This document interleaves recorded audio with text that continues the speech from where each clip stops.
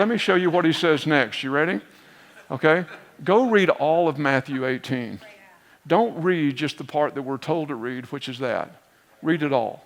Go read what he says. If your hand causes you to sin, cut it off. If your eye causes you to sin, poke it out. If you cause a little one to sin, you're going to be in a whole lot more trouble than they are.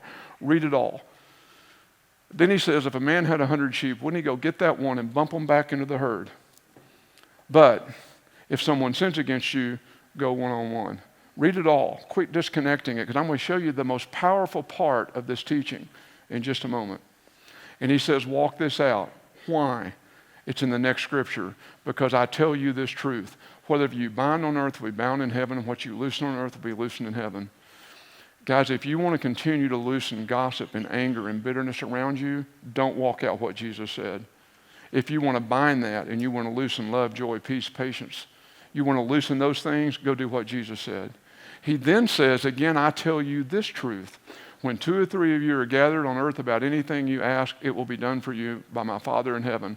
Where 2 or 3 are gathered in my name, I am with them. Guys, he's talking about dealing with sin and conflict. Can you hear that? Read it for yourself. Don't trust me. Okay, so when bankers ask us, how in the world do you get those results so fast? Well, it's real simple. We go on day one, and we put this thing called the social covenant in place. And when we do that, we bind evil spirits. And when those evil spirits are bound, goodness is released. We can't say that. But, all right, you ready? But we know that's what's happening.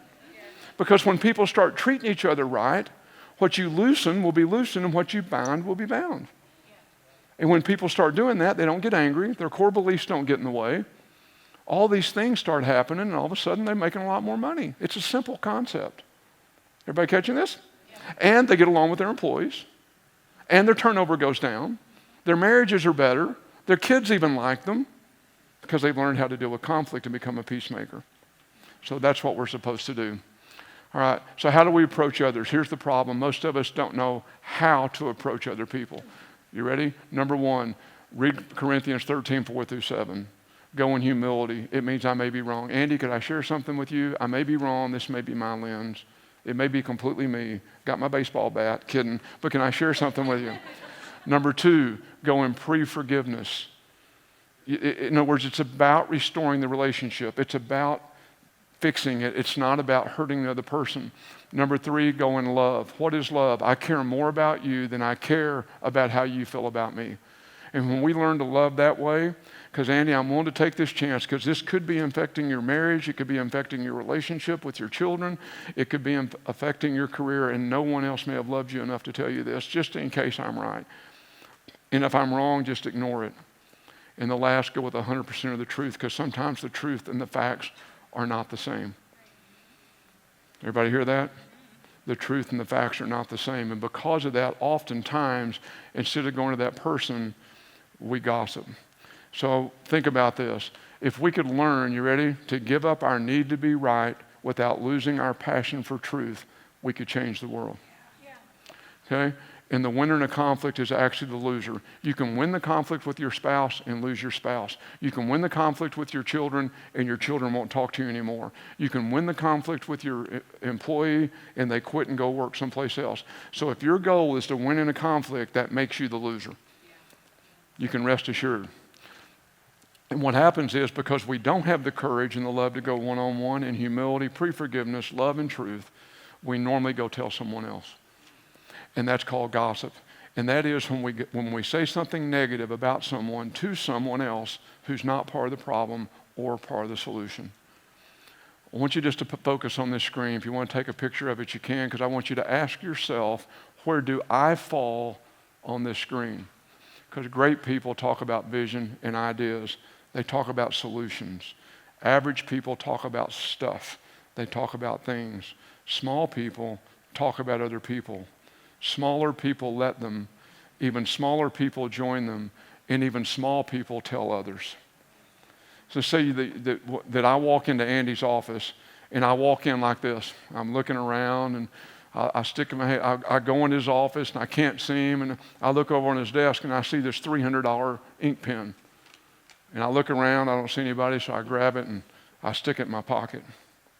And you happen to walk by and look in Andy's office and you watched me get that pen. and you kind of scrambled out like, oh no, that TL friend of Andy's? And so you go tell somebody else, you know that guy that spoke at his conference? Zero credibility, he's a thief.